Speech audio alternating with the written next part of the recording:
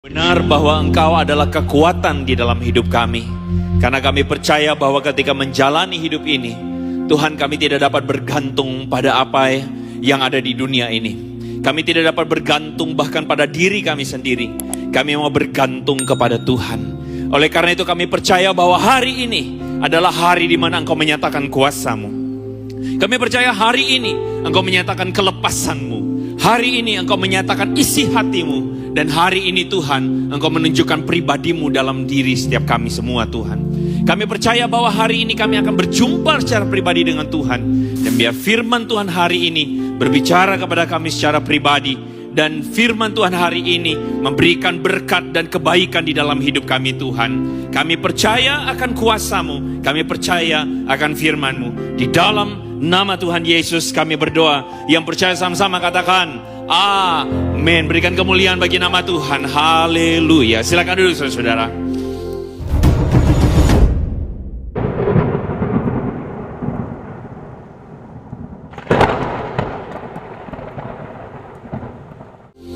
Baik, shalom. Shalom saudara-saudara. Senang sekali bisa bersama-sama dengan saudara di sini. Senang sekali bisa hadir melihat satu persatu dengan saudara dalam kasih karunia Tuhan. Saya percaya Tuhan memberkati setiap kita. Amin.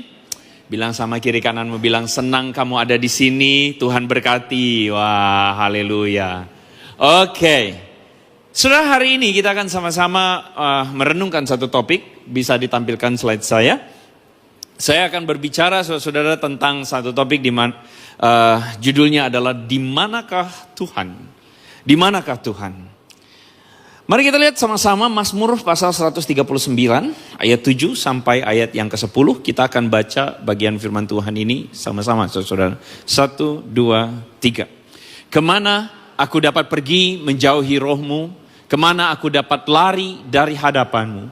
Jika aku mendaki ke langit, Engkau di sana. Jika aku menaruh tempat tidurku di dunia orang mati, di situ pun Engkau. Berikutnya.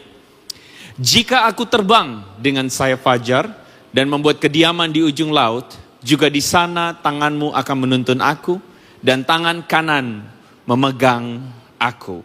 Katakan amin, saudara-saudara. Next. Saudara, saya tebak, mungkin sebagian dari saudara pernah tahu seorang yang namanya Billy Graham ini. Dia adalah seorang hamba Tuhan yang dipakai Tuhan dengan luar biasa. Dan menurut data yang saya dapatkan saudara-saudara, dia itu didengarkan atau Injil yang diberitakan oleh seorang Billy Graham ini didengarkan saudara-saudara oleh 215 juta orang. Bahkan saudara-saudara, kalau sebuah survei diadakan dan dilakukan di tahun 2005 saudara-saudara, dan survei itu mengungkapkan bahwa 1 dari 6 orang Amerika itu pernah mendengar firman Tuhan yang diberitakan oleh Billy Graham. Saudara tahu orang ini, dia adalah seorang penasihat Presiden Amerika. 12 presiden berturut-turut saudara-saudara. Penasihatnya itu adalah Billy Graham ini. Seorang yang dipakai Tuhan dengan luar biasa. Dan dia sekarang sudah almarhum, sudah berpulang ke rumah Bapa. Tapi banyak orang sehari ini masih mengingat siapa dia, begitu. Nah, tapi saya sangat yakin bahwa kalau saudara pernah tahu nama Billy Graham, saudara mungkin tidak pernah tahu bahwa Billy Graham itu punya seorang teman baik. Next, namanya adalah Charles Templeton. Charles Templeton ini, jadi dia adalah seorang yang juga melayani Tuhan. Jadi Billy itu yang di sebelah kanan, Charles yang sebelah kiri. Dan kalau saudara pernah baca sejarahnya Amerika, terjadi sebuah Great Awakening atau kebangunan rohani yang luar biasa di Amerika. Dan Billy Graham dan Charles ini adalah dua pemuda yang merupakan hasil dari kebangunan rohani itu. Akhirnya mereka melayani Tuhan, mereka berkhotbah kemana-mana termasuk Charles Templeton ini. Tetapi Charles, seorang yang juga berkhotbah KKR dari satu tempat ke tempat yang lain saudara-saudara, adalah seorang yang orang itu waktu itu waktu baca-baca orang mengatakan bahwa Charles ini khotbahnya lebih bagus saudara-saudara dibandingkan dengan Billy Graham. Jadi Billy ini khotbahnya kurang terlalu gimana. Yang lebih bagus itu Charles. Dan orang lebih suka dengerin Charles. Tapi orang tidak tahu bahwa dalam pelayanan mereka tahun 1936 sampai 1938 saudara-saudara, setelah mereka berkhotbah kemana-mana, tiba-tiba Charles itu hilang beritanya. Tiba-tiba hilang dia. Dan orang cuma lihat Billy saja yang berkhotbah. Orang bertanya-tanya, kemana si Charles? Sampai-sampai kemudian tiba-tiba tahun 1950, Charles Templeton mengumumkan bahwa dia ateis. Next. Dalam sebuah bukunya, dia menuliskan sebuah buku judulnya begini, Farewell to God. Jadi selamat tinggal Tuhan. Bayangkan ya, pengkhotbah. Khotbahnya bagus loh. Dan dia berkhotbah di 44 negara bagian di Amerika, saudara-saudara. Tetapi kemudian dia bilang, goodbye God. Ya, farewell to God. Kenapa? Karena ada salah satu bagian di dalam tulisannya dia adalah, dia bilang begini, bagaimana mungkin ada Tuhan ketika ada kelaparan, ketika ada penderitaan? Orang-orang yang kelaparan itu cuma butuh hujan. Jadi dia merujuk kepada orang-orang yang misalnya di Afrika atau yang kelaparan itu kekeringan. Dia bilang bagaimana mungkin mereka butuh hujan doang. Tapi Tuhan kok tidak ada. Saudara-saudara yang bikin hujan turun siapa? Tuhan atau bukan? Tuhan bukan? Tuhan. Nah, 99% akan ngomongnya begitu. Ya itu nanti kapan-kapan kita mungkin bahas hujan turun itu Tuhan yang bikin atau bukan. Tapi kebanyakan kita kan ngomongnya demikian dan menurut saya tidak salah. Tidak salah. Tapi menurut saya bukan itu satu-satunya penjelasan. Cuman bagi orang Kristen pada umumnya akan bilang, oh karena Tuhan yang turunin hujan. Karena Tuhan yang turunin hujan, berarti kalau ada orang yang kelaparan, butuh makan, butuh tanam, misalnya tanam padi di sawah, butuh hujan, kalau kering berarti salahnya siapa? Salahnya Tuhan. Nah gitu kira-kira. Nah itulah pemikiran sederhana dari orang-orang termasuk Charles Templeton ini. Sehingga dia kemudian meninggalkan Tuhan. Next. Dalam pemikiran banyak orang, penderitaan itu ketika terjadi, permasalahan itu ketika terjadi, problem itu ketika terjadi, maka orang berpikir bahwa solusinya adalah berdoa kepada Tuhan. Setuju? Misalnya, anak saudara ngomong, Pa, sekolah ini capek banget, masalahnya banyak banget, ketemu guru yang nyebelin. Maka jawaban saudara adalah doa, betul kan? Itu kan kayak sesuatu yang kita kayak piara terus gitu kan. Kayak sesuatu yang tiba-tiba ada dalam pikiran kita. Kalau misalnya ada orang datang sama saudara lalu bilang, tolong dong, gue lagi banyak masalah. Maka jawaban saudara adalah doa, betul kan? Doa ngedeketin diri sama Tuhan. Sehingga tanpa sadar kita mengembangkan sebuah spiritualitas. Dan spiritualitas itu adalah kalau kita ada dalam masalah, kita cari supaya masalahnya beres. Paham ya? Bukannya salah. Tetapi masalahnya ada di sini. Kalau cari Tuhannya hanya untuk masalahnya beres, itu baru masalah. Betul? Dan tanpa sadar, kita itu menjadi manusia yang hanya mau hidup kita tanpa masalah. Next. Pertanyaan saya, siapa dari saudara yang hidupnya gak ada masalah? Boleh saya tahu? Pasti saudara orang yang sangat berbahagia di muka bumi. Ada gak? Setiap kita pasti punya masalah, betul gak? Masalahnya mulai dari yang receh-receh, yang gak guna punya. Mulai dari pagi ini saudara ketika saudara mau datang ke gereja, saudara berantem dulu. Gara-gara apa? Gara-gara istri gambar alisnya miring, saudara-saudara. Gambar alisnya miring, lalu kemudian ini masih belum beres pi. Lalu saudara sudah terlambat. Lalu saudara, aduh gimana sih urusan alis doang? Nah, gitu. Mulai dari masalah yang receh-receh sampai masalah yang paling berat hari ini. Tadi waktu waktu datang terus kemudian ngobrol-ngobrol dengan beberapa pemimpin di sini saudara-saudara. Kami ngobrolin tentang keadaan bangsa yang mungkin hari ini tidak sedang baik-baik saja. Ya. Kalau saudara mungkin cukup mengikuti perkembangan apa yang terjadi dengan negara kita hari ini, saudara sangat wajar kalau kita tuh merasa khawatir. Saudara ikutin gak? Atau gak saudara happy aja ya? Bersama Tuhan bahagia Pak. Oh ya puji Tuhan. Gak apa-apa. Saya gak masalah saudara-saudara. Tapi kalau saudara ikutin berita belakangan ini. Saudara ikutin terus perkembangan ini. Waduh saudara. Kayaknya kita itu wajar sekali kalau kita tuh merasa lagi khawatir, lagi tidak, aduh ini kayaknya gimana. Saya nggak tahu saudara punya usaha atau saudara bekerja atau karir saudara itu mulus atau tidak. Saya menduga sih sebenarnya nggak mulus-mulus amat, iya nggak? Saya menduga sih saudara perjalanan keluarga, pekerjaan, bisnis, itu tidak mulus-mulus semuanya. Nah pertanyaannya adalah, di manakah Tuhan ketika pergumulan terjadi? Kita udah doa, kita udah doa puasa, kita udah melakukan ini, melakukan itu. Apakah masalah kita selesai? Apakah pergumulan kita langsung beres?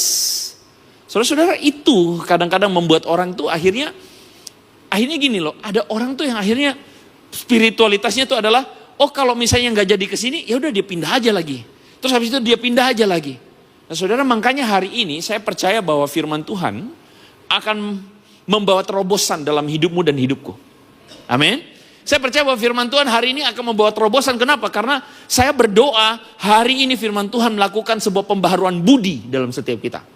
Firman Tuhan mengubahkan akal budi kita. Sehingga kita tuh berpikir dengan cara pikirnya Tuhan. Next. Mazmur 139 adalah mazmur yang kalau saudara baca simpelnya, mazmur ini sedang menceritakan bahwa Tuhan hadir dalam seluruh jalan hidupnya Daud. Kenapa begitu? Next. Saudara akan menemukan bahwa di situ Daud itu memulai dengan ayat yang ke-7. Dia bilang begini, kemana aku dapat pergi menjauhi rohmu?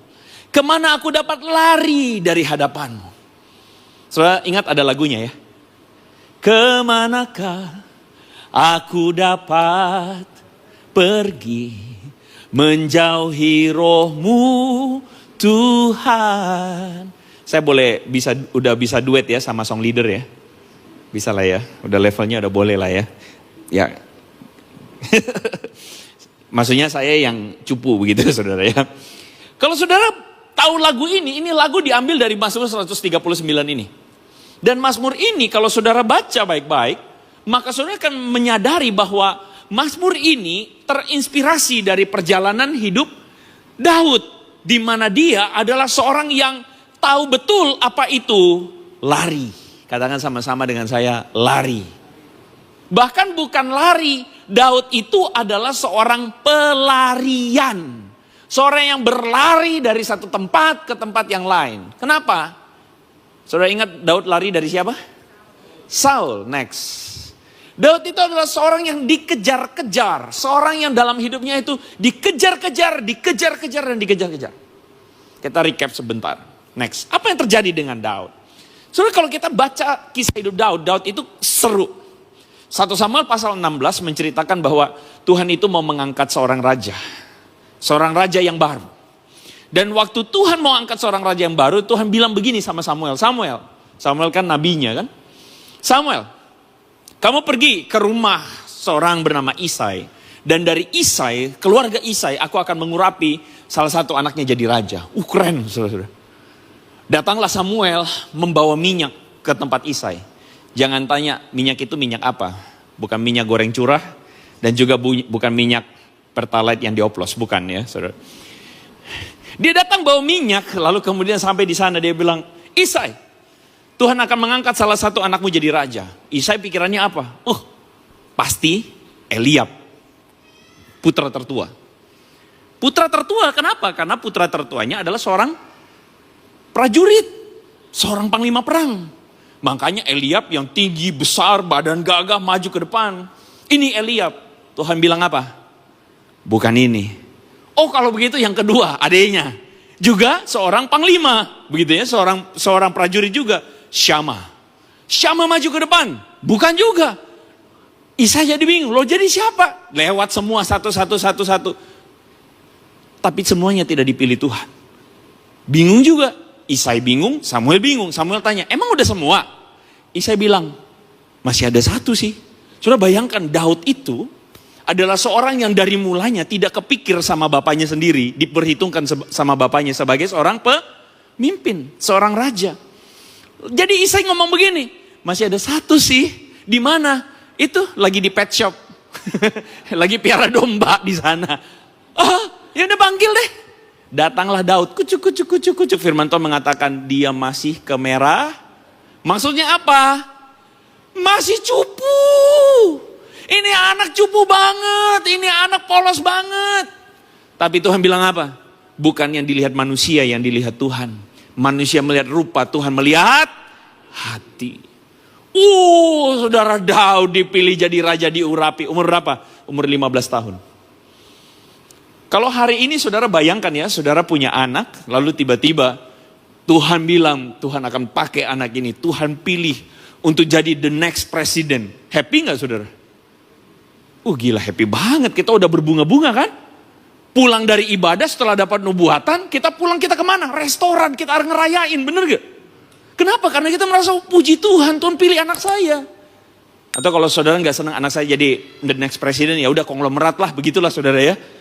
Anak saya bakal jadi the next 9 naga gitu kan ya. Naga ke-10, ke-11, ke-12 lah begitu. Saudara senang banget, kenapa? Dipilih Tuhan. Dan bener, next. 2 tahun sesudahnya, 1 tahun 2 tahun sesudahnya, ternyata Daud mengalahkan Goliat. Lebih berbunga-bunga lagi kan saudara-saudara. Hebat ya. Anak 17 tahun ngalahin raksasa. Semua orang tidak mampu hadapin Goliat. Daud maju. Kalau saudara jadi orang tua, saudara lihat anak saudara begini. Masih merah-merah, masih agak bodoh-bodoh dikit tapi jadi raja. Tapi saudara bisa lihat tracknya, betul gak? Saudara bisa lihat arahnya nih. Dia ngalahin Goliat bro. Saudara lebih happy lagi kan? Bener ini anak dipilih Tuhan. Betul begitu? Lalu setelah umur 17 tahun mengalahkan Goliat, umur 18 ditarik sama Saul di istana. Jadi apa? Pemain musik. Kerjaan utamanya pemain musik loh saudara-saudara. Tetapi sambilannya apa? Berperang. Hebat ya. Daud itu menarik. Sambilannya berperang dan kemanapun dia berperang, menang dia. Saudara jadi orang tuanya Daud, saudara merasa apa? Ini anak diurapi Tuhan. The best udah. Betul? Tapi firman Tuhan menceritakan apa? Jalannya yang tadinya udah naik sampai di atas, apa yang terjadi? Bam, next. Mau ditombak sama Saul. Sebelum balik lagi yang Saul tadi. Mau ditombak sama Saul. Mau dibunuh sama Saul karena Saulnya jealous. Oke. Apa yang terjadi dengan Daud? Umur 19-20. Daud akhirnya lari dari hadapan Saul. Dia jadi buronan. Dia jadi musuh negara. Bahkan, next, dia lari dari satu kota ke kota yang lain. Dan hidup Daud lari dari satu kota ke kota lain ini berapa lama? Berapa lama saudara? 10 tahun. Lari dari satu kota ke kota lain. Mulai dari pura-pura gila di hadapan Raja Gad. Lalu kemudian lari ngumpul sama para orang-orang yang dikejar-kejar hutang. Orang-orang kriminal kumpul di satu goa namanya Goa Adulam. Dari situ dia lari lagi dari satu tempat ke tempat yang lain. Saudara-saudara 10 tahun seperti itu. Sekarang saya tanya, kalau saudara jadi orang tuanya Daud, apa pikiran saudara? Udah maju kan, udah naik kan sampai di atas, saudara bilang apa sekarang? Tiba-tiba Daud ini jadi musuh negara, jadi buronan. Tadinya di satu RT saudara-saudara semua orang bilang, wih keren. Anaknya om, tante, ini jadi raja. Sekarang pasti mereka ngomong apa? Lihatin tuh, si om sama tante itu Daud. Jadi apa sekarang? Betul? Jadi, narapidana, buronan, dikejar-kejar. Jatuh hancur-hancuran. Yang tadinya orang puji-puji, sekarang orang hina-hina. Kalau saudara jadi orang tuanya Daud, atau bahkan saudara jadi Daud sendiri deh. Perasaan saudara apa? Mungkin gak saudara kemudian berdoanya sekarang begini. Tuhan, mana janjimu? Betul? Tuhan, mana katanya engkau mengurapi aku jadi raja? Tuhan, mana katanya engkau akan mengangkat aku jadi raja? Mana? Betul gak? Di saat-saat seperti itu, pelarian dari satu tempat ke tempat yang lain menjadi sangat tidak mudah. Kalau pelariannya cuma 1 tahun, enak gak dijalanin? Enak gak? Enak. Saudara kan kesaksian maju ke depan mimbar kan? Terus saudara kesaksian, saudara 1 tahun Tuhan itu memproses saya. Tapi sekarang puji Tuhan, jalan Tuhan terbuka. Amin. Enak gak? Enak banget. 1 tahun. Kalau 2 tahun? Masih enak gak? Agak enak. Oke lah Pak, masih bisa tahan-tahan. 3 tahun? Enak kalau kita tahu ujungnya, Tuhan tolong, betul? Ini jalan 3 tahun, 4 tahun, 5 tahun, terus saudara doa tahun ke-7 Tuhan bikin mujizat, betul? Lewat 7 tahun, mujizat terjadi gak? Enggak. Lewat tahun ke-8, saudara mau bilang apa sekarang? Sementara saudara tidak tahu bahwa ini sampai kapan saudara lari. Saudara masih bisa bilang Tuhan baik? Bisa Pak, karena kita orang Kristen. Ya udah puji Tuhan. Saudara masih bisa bilang Tuhan punya rencana? Tuhan punya rencana. Masih bisa begitu? Tahun ke-8, tahun ke-9, ingat loh ya. Saudara tidak tahu ini sampai kapan. Dan saya percaya Daud pun berdoanya adalah, Tuhan, kalaupun mungkin engkau masih ada, sampai kapan ini kayak begini? Paham ya? Menjadi Daud, di proses Tuhan 10 tahun itu tidak mudah. Next. Tapi apa yang Daud tuliskan di Mazmur 139 ini adalah momen di mana dia melihat ke belakang. Waktu dia udah jadi raja. Jadi dia diangkat jadi raja saudara-saudara umur 30 tahun. Menjadi raja di Yehuda. Umur 37 tahun dia jadi raja seluruh Israel. Dan disitulah Daud kemudian mengatakan Tuhan itu hadir. Ketika apa? Ketika Daud lihat ke belakang. Next. Makanya Daud mengatakan kemana aku bisa lari. Kenapa? Karena Daud itu isi hidupnya lari. 10 tahun lari. Lari itu tidak pernah enak, betul gak? Kalau saudara hidupnya pas-pasan, kurang-kurang dikit tapi masih tetap tinggal di rumah yang sama, betul? Pergaulannya sama, enak gak? Ya gak enak tetap sih, tapi mendingan, betul gak? Tapi ini lari. Bayangin kayak lari dari satu kontrakan ke kontrakan yang lain. Bisa jadi pun bukan kontrakan, lari ngemper saudara-saudara.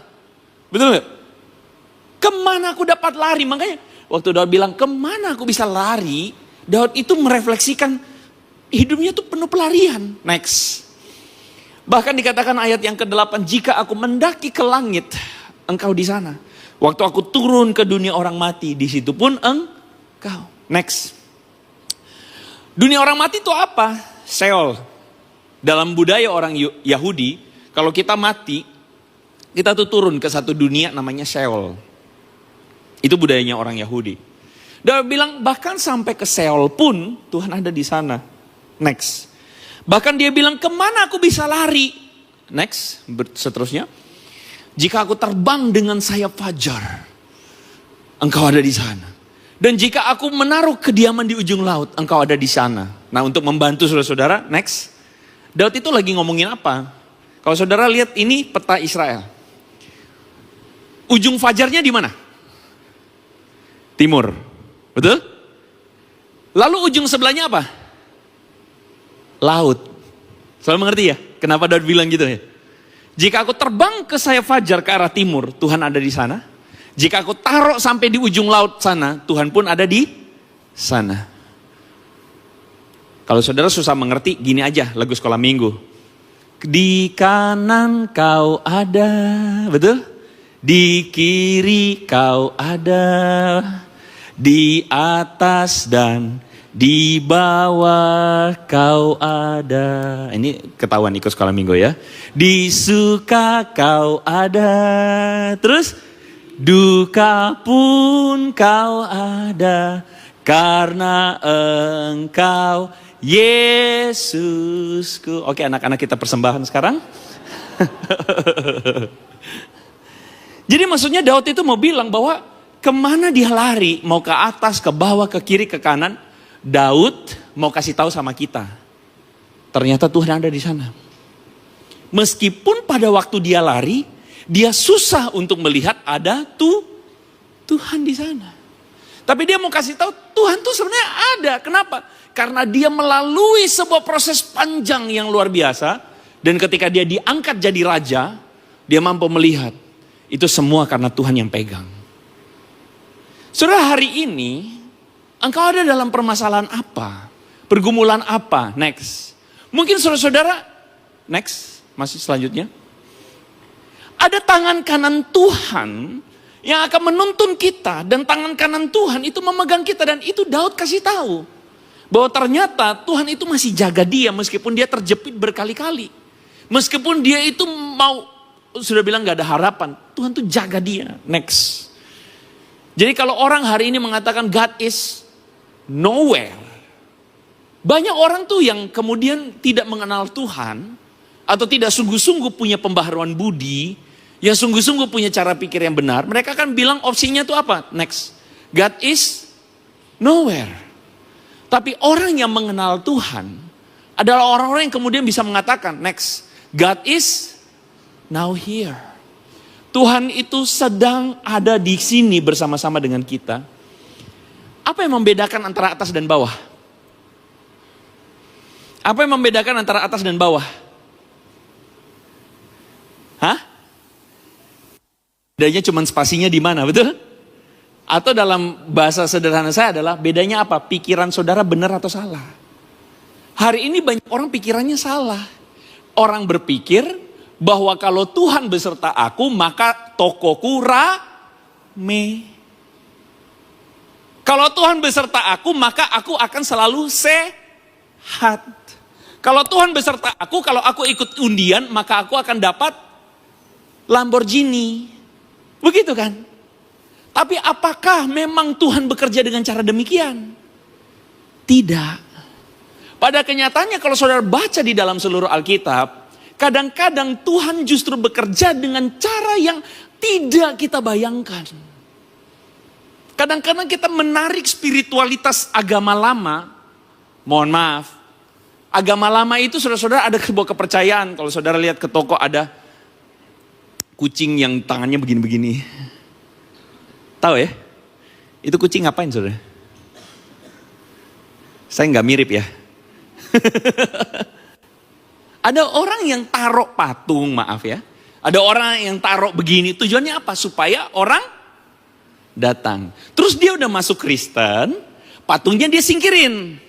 Tapi dia ganti patung itu dengan doa. Dan doanya adalah supaya orang datang. Tapi yang dia salah adalah dia cuma ganti patungnya dengan doa. Dia lupa bahwa beragama Kristen, mengikut Yesus, itu mengharuskan kita bukan ganti patung dengan doa. Tapi mengubah hati kita. Mengubah cara pikir kita. Mengubah budinya kita. Paham? Sehingga saudara mengerti bahwa Tuhan itu memberkati kita bukan hanya lewat sesuatu yang jasmani saja. Makanya Tuhan Yesus mengatakan orang hidup bukan dari roti saja, tapi juga oleh babi guling. Oh bukan, hidup oleh firman Tuhan. Maksudnya apa? Orang itu hidup bukan hanya soal apa yang kata dunia. Karena dunia punya standarnya begini. Kalau Tuhan menyertai kamu, kamu pasti dapat istri atau suami anak konglomerat. Itu dunia, betul gak? Dunia mengatakan kalau Tuhan beserta kamu, kamu pasti akan dapat proyek 1 triliun.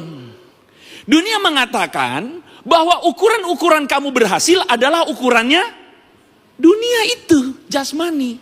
Kita jangan jadi pengikut Yesus tapi pikirannya kayak dunia. Karena kalau pikiran kita dunia, back ke slide yang tadi. Kalau pikiran kita dunia, akhirnya kita tuh yang di atas itu. Oh berarti kalau saya sekarang sakit, kalau sekarang saya masuk padang gurun, berarti God is nowhere. Jangan salah bro. Yesus waktu selesai dibaptis, waktu Yesus dibaptis keluar dari air, apa yang terjadi? Terbukalah suara dari langit lalu mengatakan apa? Inilah anakku yang kukasihi, kepadanya aku baca ayat selanjutnya. Matius pasal 4 mengatakan, bersegeralah Roh Kudus membawa Yesus kemana? padang gurun. Jadi setelah dikasihi, diperkenan, dibawa kemana? Buat apa? Buat glamping, buka tenda, lalu healing di sana? Bukan, buat diapain? Hari ini kalau anak kita habis baptis kita bawa kemana? Makan bakmi, betul?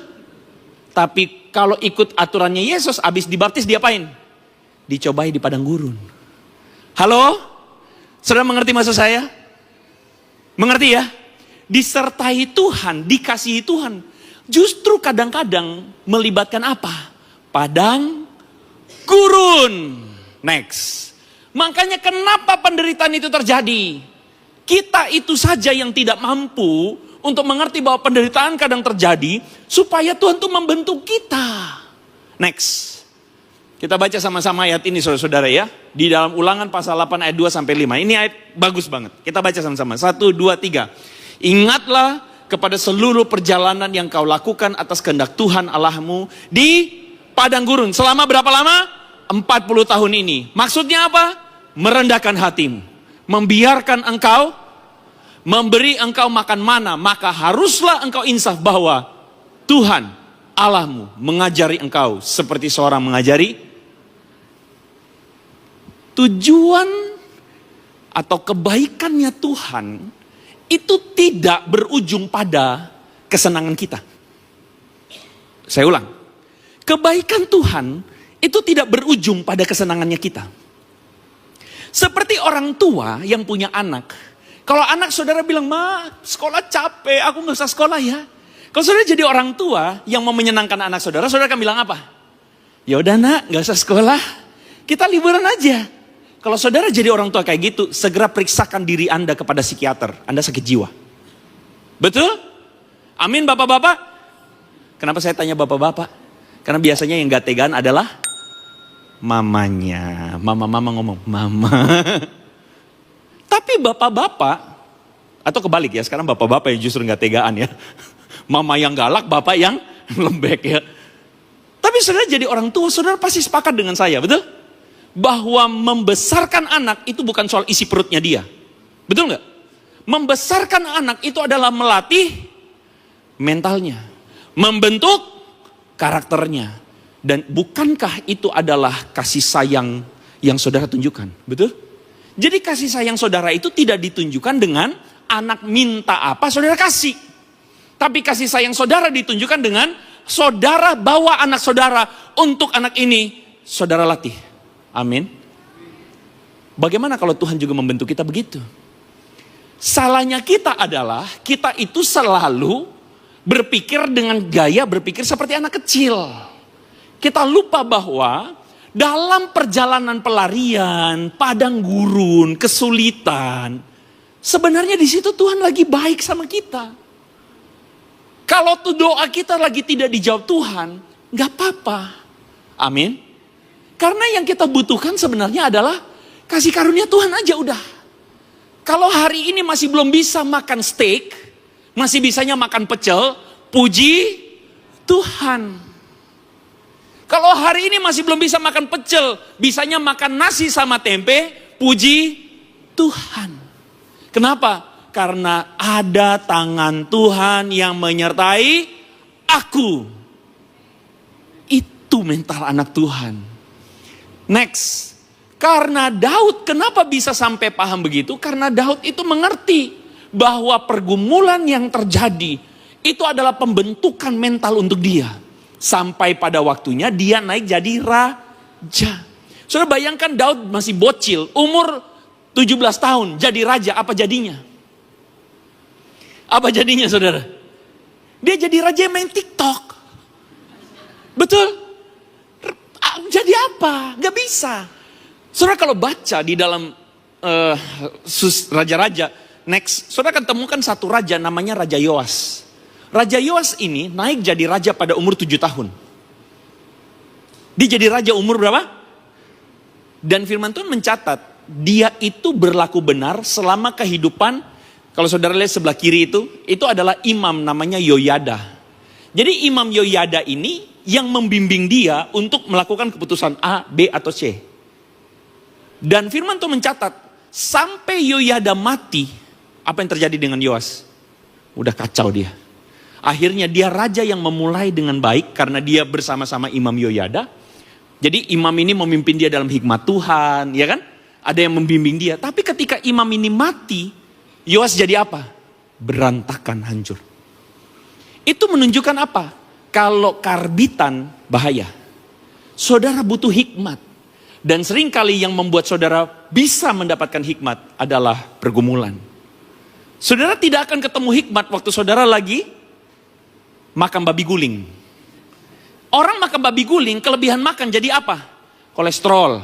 Habis kolesterol, mati. Betul?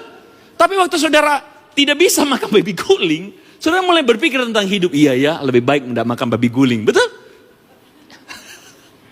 Kenapa? Masalahnya di mana? Kita. Next.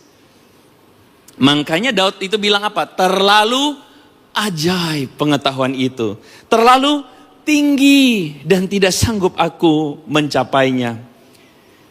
Next. Jadi kalau hari ini saudara sedang mengalami pergumulan, saudara sedang mengalami permasalahan, saya minta pemain musik maju ke depan. Saudara sedang mengalami hal-hal yang tidak menyenangkan dalam hidup saudara.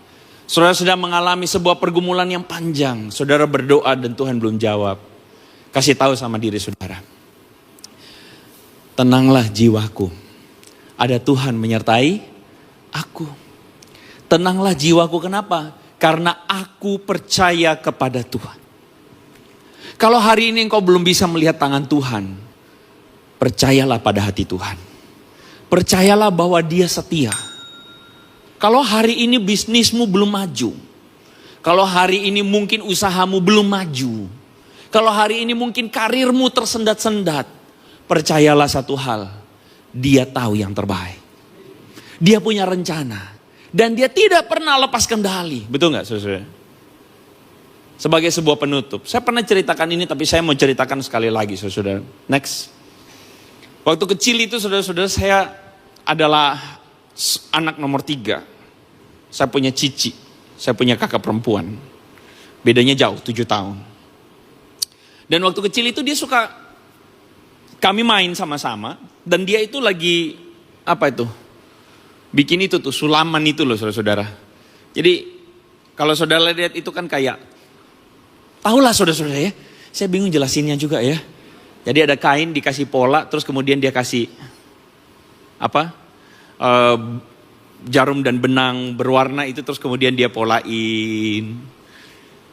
Saya waktu kecil tuh, waktu main di bawah, saya main mobil-mobilan, main Tamiya, robot-robot, baca Bobo, baca Kung Fu Boy, baca Donald Bebek, saudara-saudara. Saya udah main semuanya, cici saya masih begini-begini aja terus. Bosan gak saudara lihatnya? Saya bilang, Cek lu ngapain sih? Dia bilang berisik lu. Gue udah main begini semua, gue udah happy. Hidup lu kayaknya gak asik banget. Ih lu berisik ya jadi anak ya gitu ya. Tapi dia tetap main begituannya. Saya lihat dari bawahnya apa. Kalau saudara tahu ini kan di atasnya bagus. Bawahnya tuh apa? Jelek banget kan. Gak ada pola. Jelek banget. Sehingga saya dari bawah tuh saya lihat. Idih. Jelek banget. Lu ngapain sih? Dia bilang lu berisik. Lu tunggu ntar kalau udah jadi. 5 hari lewat, 1 minggu lewat. Dia bilang nih. Ih saya kaget saudara-saudara. Bagus sekali itu gambar. Pelajaran apa yang saya dapatkan dari kejadian ini? Kita itu kadang-kadang manusia. Kita melihat dari bawah. Melihat ngomong sama Tuhan. Tuhan, kenapa ya hidupku gak jelas begini? Halo? Tuhan kenapa ya? Aku udah doa tapi masalahnya gak pernah lewat atau gak pernah beres. Tuhan kenapa ya? Kok begini ya hidupku ya? Tapi saudara tahu apa? Tuhan bilang apa? Waktu Tuhan itu yang terbaik. Rencana Tuhan itu yang terbaik. Kalau hari ini saudara-saudara belum beres. Hari ini saudara-saudara belum mampu untuk lihat ujungnya bagaimana. Next. Saudara belum mampu untuk melihat bagaimana pekerjaan tangan Tuhan. Percayalah sama rencananya Tuhan. Percayalah sama isi hatinya Tuhan. Ikutin aja prosesnya.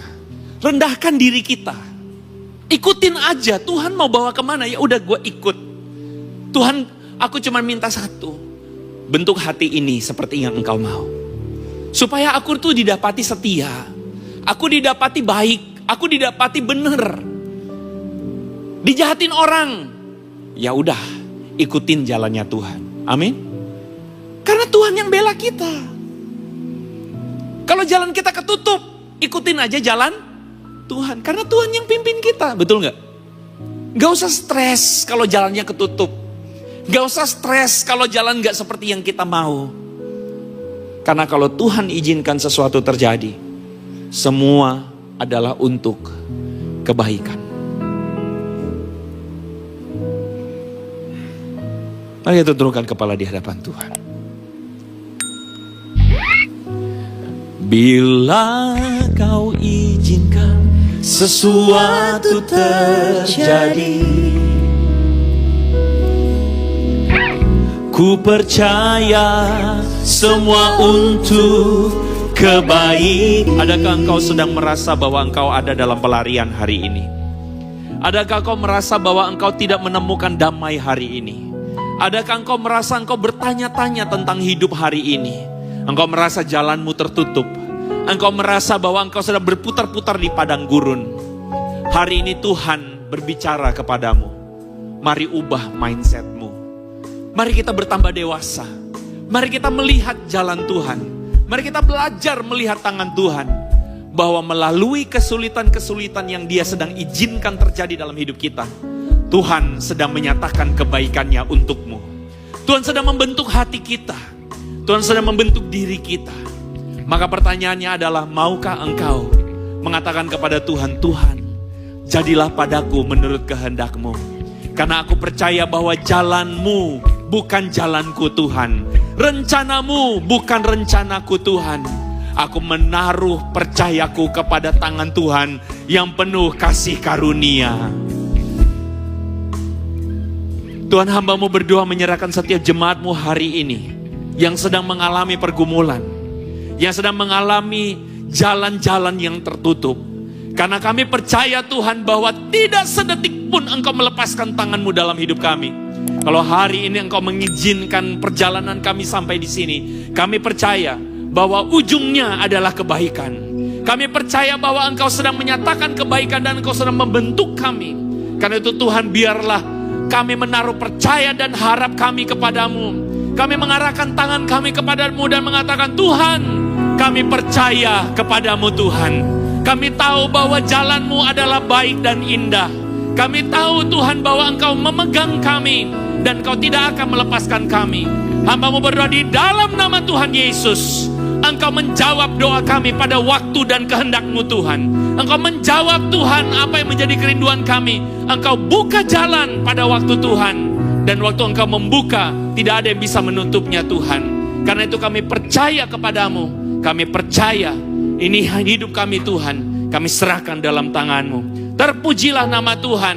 Yang percaya hidupnya dipimpin Tuhan, sama-sama katakan amin. Berikan kemuliaan bagi nama Tuhan. Haleluya. Silakan duduk saudara.